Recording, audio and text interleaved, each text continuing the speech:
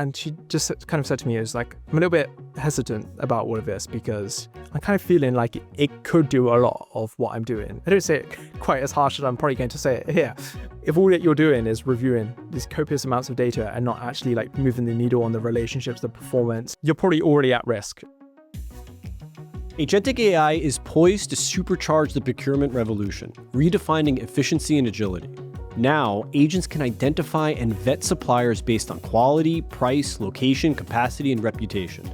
This new capability saves time, money, and allows procurement gurus to focus on deep work, relationships, and negotiations. Our guest today is a procurement superstar, Daniel Barnes. Welcome to AI in Action.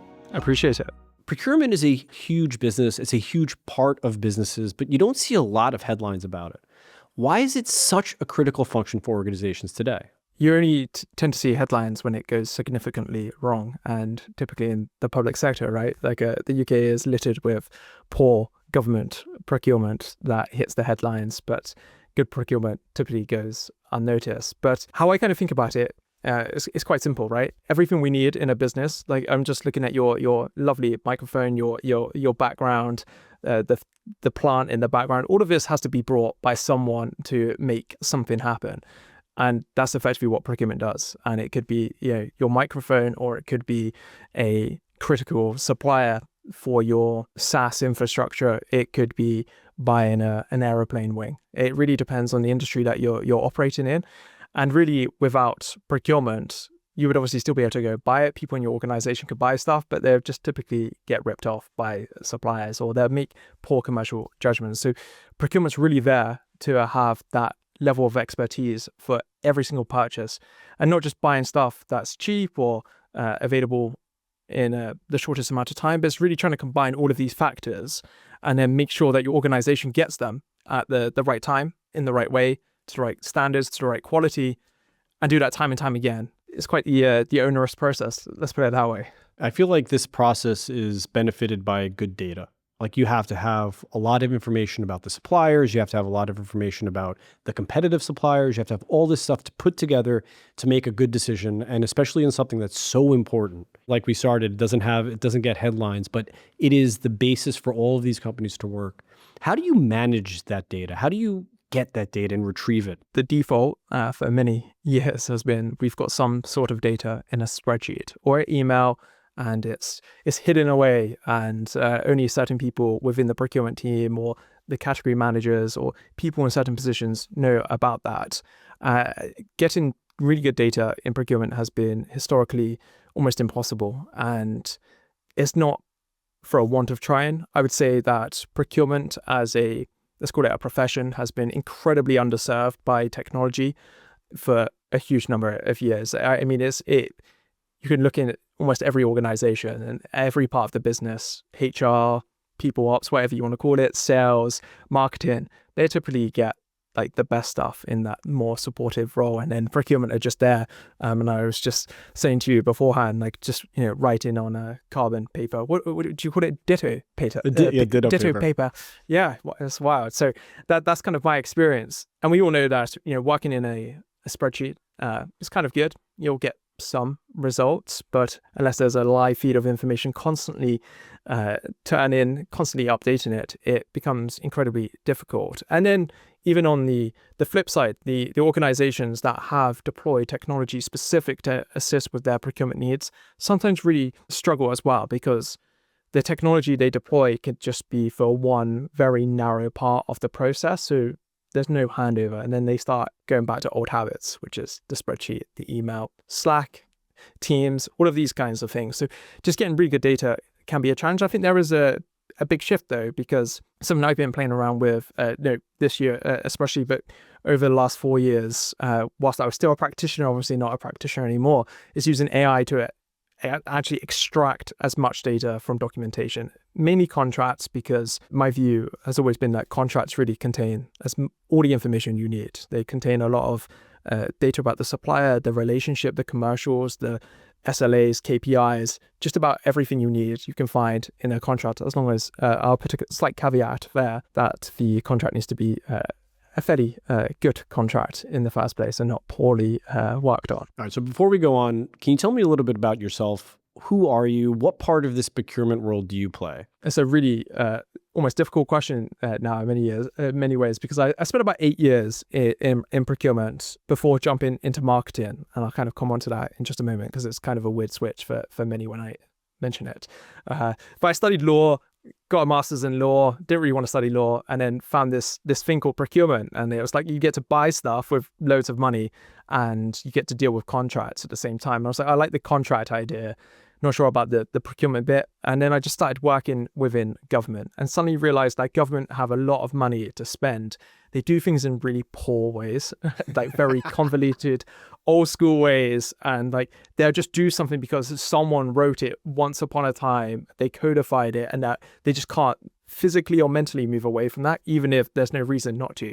So I spent a bit of time in government, went into private sector, realized the same was happening there within the Fed, went back into government, did a bit of stuff with procurement and supply chains again, got out, mainly did some consulting work to help companies try and reverse this really poor way of working and try and become a lot, let's say it's an overused word, but a little bit more agile, a little bit more flexible in terms of their thinking. Honestly, even trying to get them into a spreadsheet could have been a challenge at times to some of these organizations, but trying to push this new way of working, this digital way of working. And it didn't necessarily have to be using sort of procurement technology. It could be using no-code or low-code tooling to try and make some connections between very basic apps, spreadsheets, or things like Trello, like really, really quite basic stuff. But actually, for procurement that was underserved or never gets the budget from the rest of the business because it's very poor at selling itself. Those are the kinds of things I wanted to get involved in. Something interesting you mentioned was about you have a way of doing things that's been codified a decade ago. And this organization is just like, this is the way we do it. We're not going to move away from it. And now with all of these tools, and you talk about AI, generative AI, and now agentic AI, what's missing a lot of the times is this imagination and creativity. And this has been something I've heard a lot on the show, where you need somebody to go in there and disrupt the standard operating procedure. You have to be like, we have these tools that can make your life better. And have you seen that similarly in the procurement world? It's just as much on the technology companies as well, who are obviously trying to push the agentic agenda. There's potential revenue increases and good opportunity there, but it really needs to be both of them kind of coming together. And I think fundamentally right now where we're at is the level of imagination for most people will be trying to just deploy some sort of agent to work on a digital process or workflow.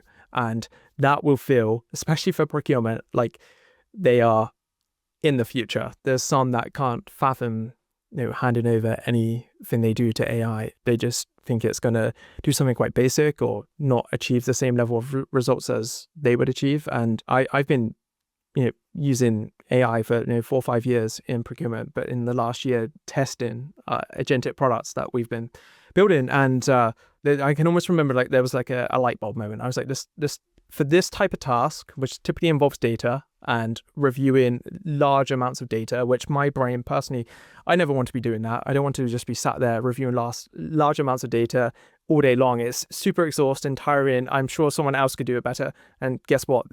On the agent side, or even just on the generative AI side, it achieves far better results. So how has agentic AI changed procurement? And have you seen anything very specific in any recent use cases? Yeah, sure. So I think for the majority, and I was actually, I was in New York maybe like 2 months ago, Digital Procurement World in Brooklyn, and I got a chance to speak with some of the biggest companies in the world that typically go to that event. And it was quite clear that even those companies hadn't quite figured out like what the use case is, how to deploy it. And, a lot of the stats and the challenges were something like 90% of AI implementations with procurement fail right now. And I'm not quite sure why, but it feels like the scope is so broad that people are trying to do too much with it or trying to achieve too much. And actually what I've seen from experience at Gatekeeper is actually working with our customers. We're trying to we're trying to help them with very narrow use cases.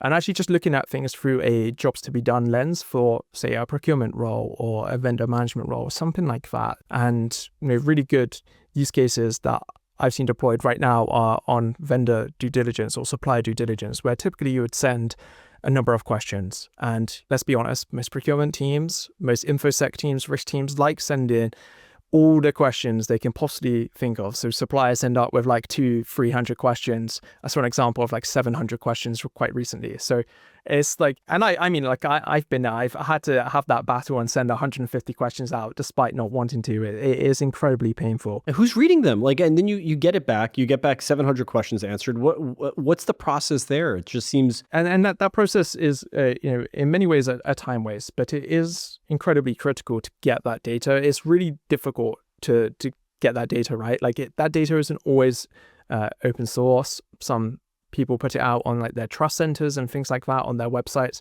but that data becomes incredibly difficult.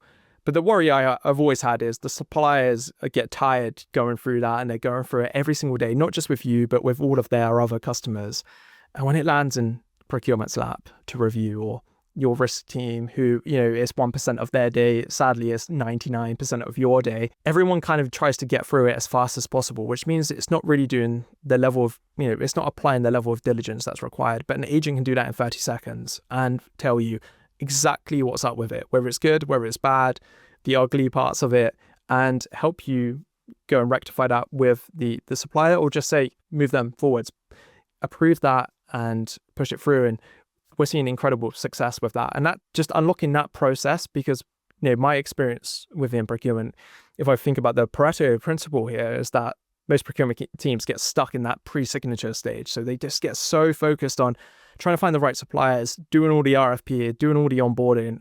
That process alone can take months, and it's a terrible, terrible cycle to be part of for everyone involved. Is the tedium and like the repetitive tasks that just take a long time, is that what's most challenging for procurement teams?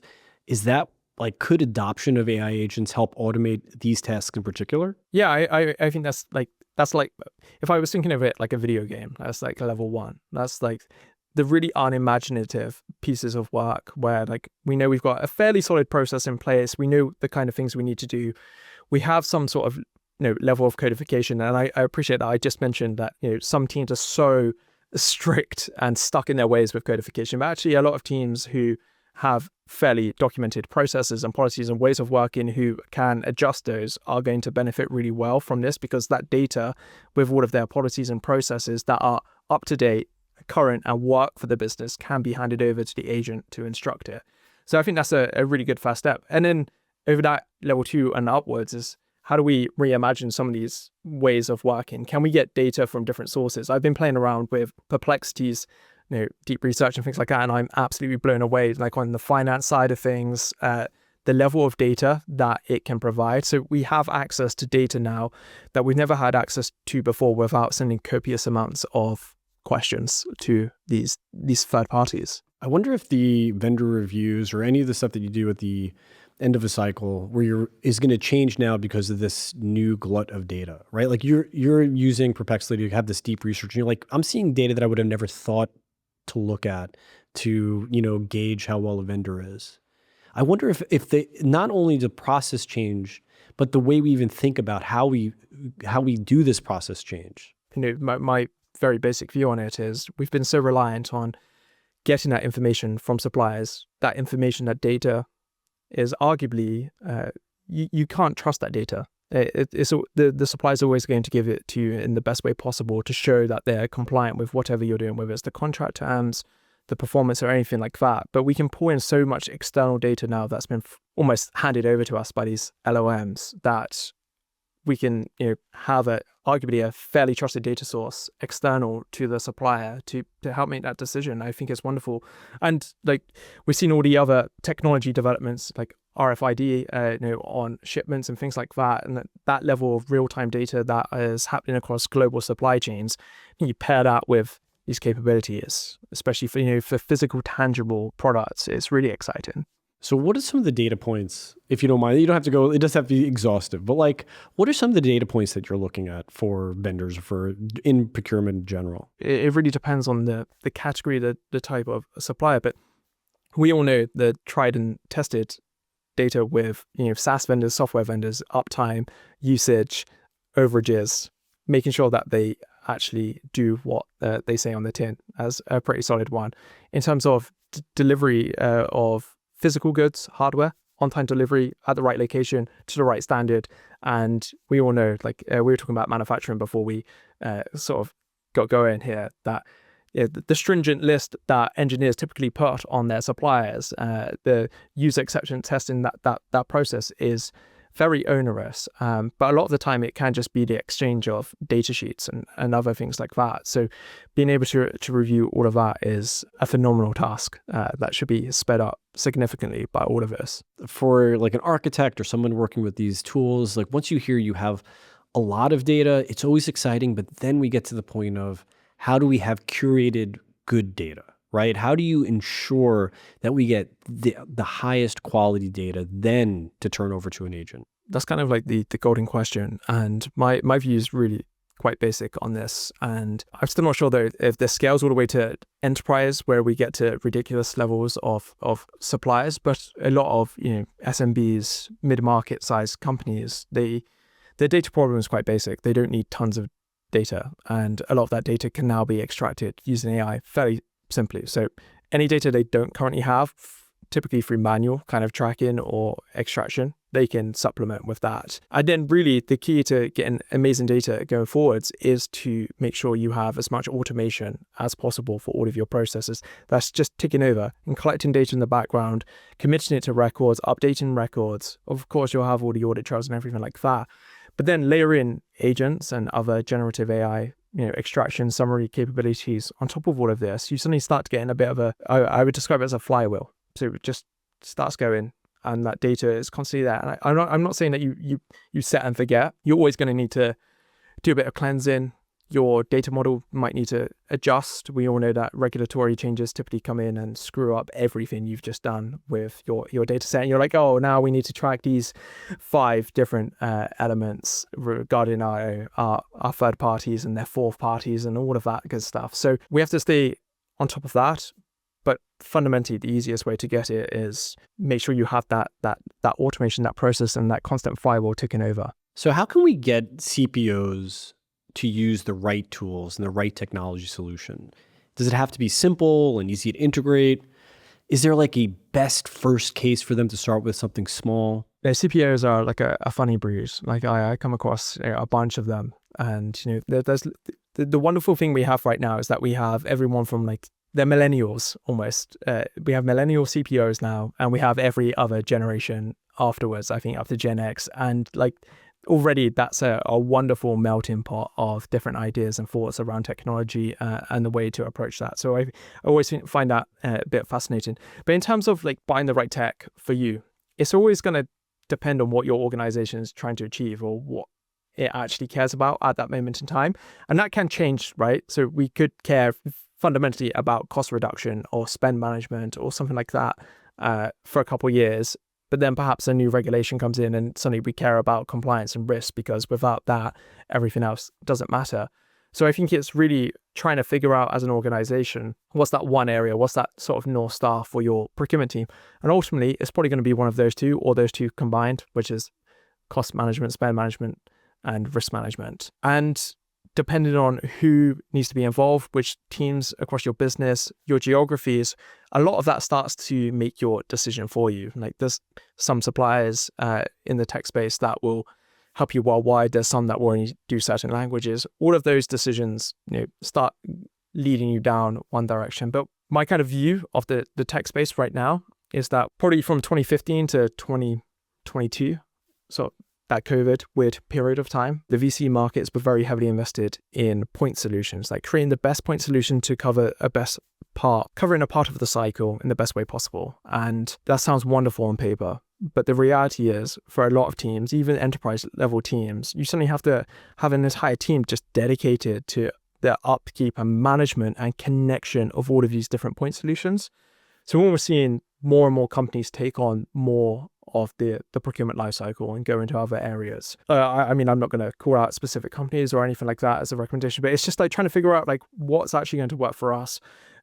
the budget, everything like that, everything procurement do for everyone else, they really need to get better at doing for themselves. And it typically starts with having that really good requirement, not a 90 bullet point list of things that they need their SaaS provider to do for them, because straight away you're going to rule out half the market. But it's really trying to work in sync with these providers who can do wonderful things for them, and probably things that they've never thought about doing. I still see people who try and take their very laborious manual process and put it into a digital format and just drop in a play without realizing they could just got rid of, say it's a 10-20 step process, get rid of most of it because they only actually need a couple of steps, because in the background all of that's just done. The next thing I was going to ask you is exactly that. This idea that you're going to see a lot of people using agents to automate particular parts and just recreate their entire workflow in agents.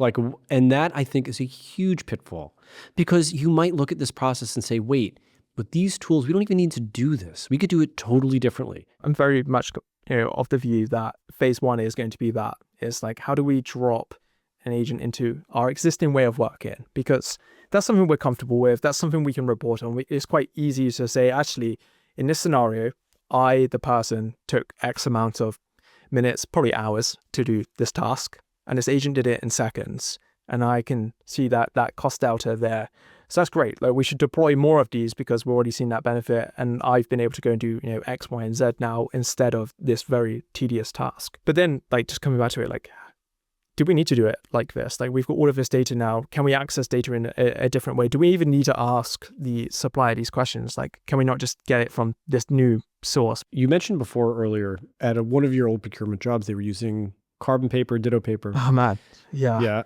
And then you just mentioned again, okay, so now this agent can reduce my workload from something I've done, took me a couple hours to do, to 30 seconds. And something I think you'll see, and I think it's human nature, is that a person's going to look at that and they're going to be like, well, is this just going to replace me?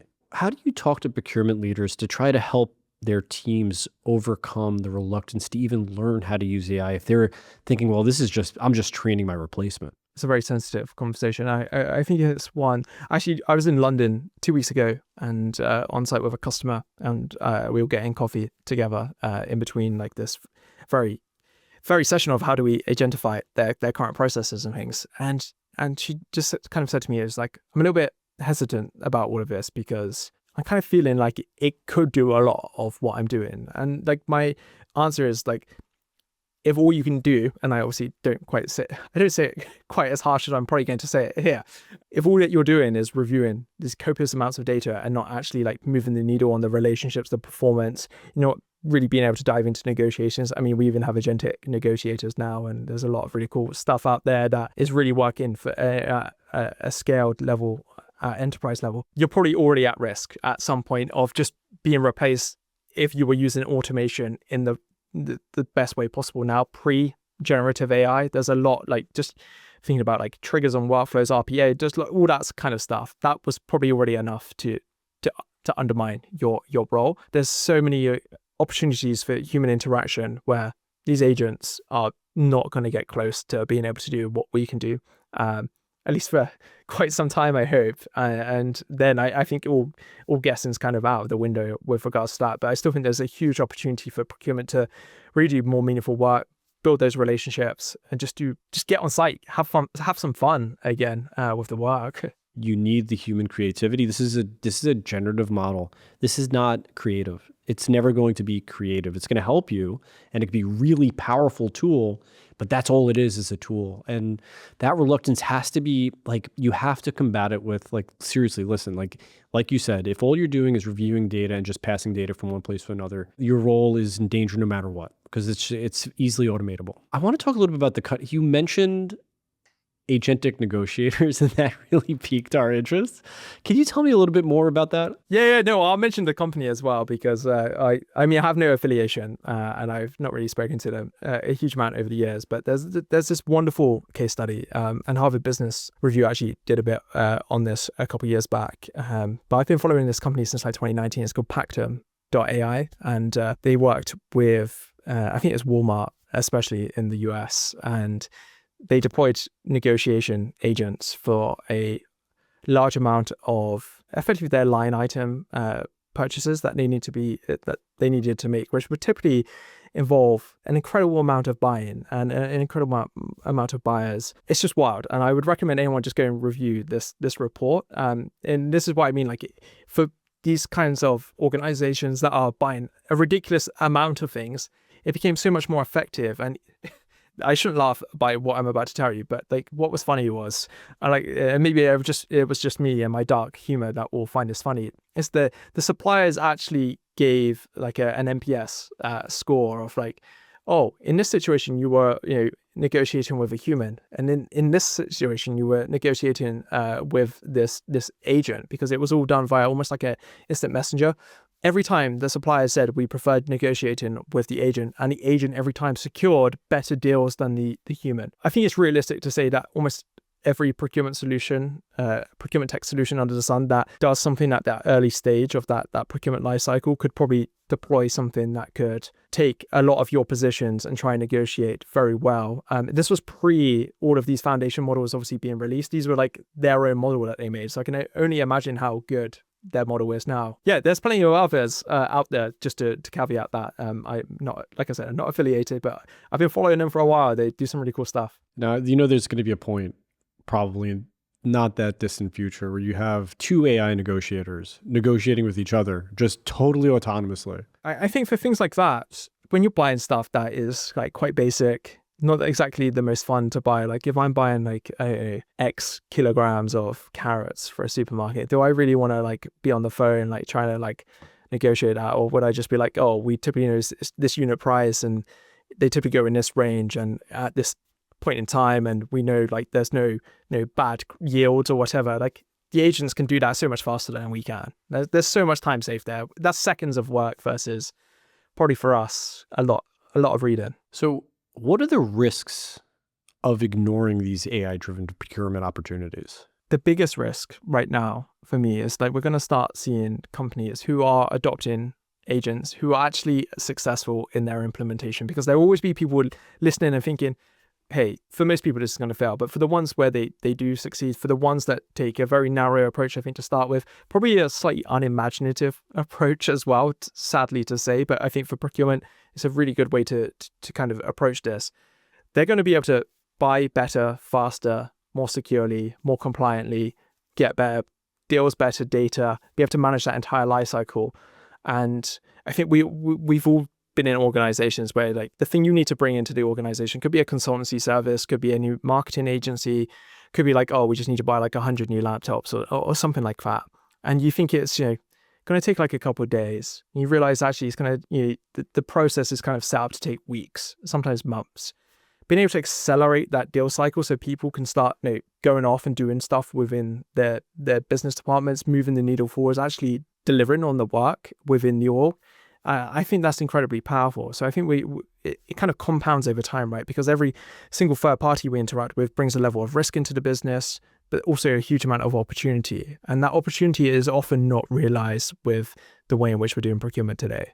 And I think the agentic world kind of lets us realize that value. A little off topic. What is the best deal you ever did? And what was your favorite procurement win? Yeah, I see. Like this is my go-to one, by the way, and it's actually that place where they had the carbon ditto paper. I had this supply chain that I was brought in to manage, and I didn't really know anything about it when I signed this contract. And I got into it, and I was like, oh, we've committed £35 million with this supply chain, and our customer that we're selling to, which was actually the UK government through a couple of other intermediaries, legitimate intermediaries. That sounded really dodgy there. They were paying us like 60 million, something like that. So I was like, oh, that's very fine margins just given up. That's our supply chain cost. It turns out we're trying to buy some heat sinks to stick on an instrument that went onto an aeroplane. And the heat sink is really important because without it, that thing's going to melt or blow up, or all the components are going to get cooked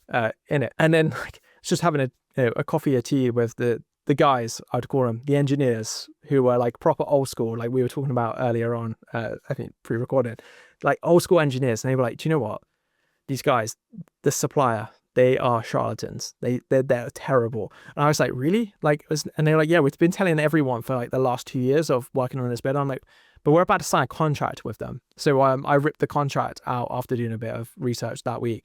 ripped the contract out, managed to run a competition within a couple of weeks, and we found a local supplier who could build us these heat sinks exactly to our specification. We were even having issues with the current one where they were like, oh, actually, it's not going to fit in. Is that going to be a problem? And we were like, yeah, probably going to be a bit of a problem. The cost that we had with them when we got all of these requirements in was about 9 million. The cost that I secured with this new vendor was about 600K. And they even gave us a free one to take home. We went and visited them. So when I talk about like going actually like on site, like we went and visited them. So a few hours out, it's like in the Midlands, because loads of, in the UK, still loads of good engineering companies there. We went up there. One of the engineers just drove back with it in the back of the car, like this 10 grand piece. I was like, we should probably get a contract for that. But this is like, the way I like to work is like, this is a really good result. So let's just get it on. And we just went around, literally took it home, took it to the workshop, played around with it for a week, and they were like, yeah, this will do it. And we just had to make it a little bit more ruggedized it, I think it was the terminology. But honestly, it saved ridiculous amounts of money on that project. It goes back to this reluctance, right, of these old school, anyone, genuinely people who think this is going to replace them. That could never have been done by an agent. What you did, that conversation, the recognizing that you're having a conversation with someone over a pint of beer, saying like, yeah, you know what, actually they're charlatans, we could go to someplace else. The human element with AI agents, it's the tool use. It's us using these agents. That is probably what the future of procurement would be. Yeah, I mean, I kind of hope that is the case in procurement, but every sort of knowledge worker-based role, right? Like it becomes a tool that we use to free us up to go and do these more meaningful interactions, which would typically be with one another, right? Because like you say, an agent, it's very unlikely to be able to, it may have pulled out like, oh, actually that specification isn't quite right. But if they're telling us they can fix it, we're probably going to believe them. But actually but what my team was really telling me is like, we've looked them in the eye and we know that they're full of rubbish and we don't trust them, even with that contract that they're dangling in front of us. Daniel, thank you so much for your time and for being here. To all of you listening, go check out the rest of AI in Action wherever you listen to podcasts and subscribe for more episodes coming very soon. Thank you.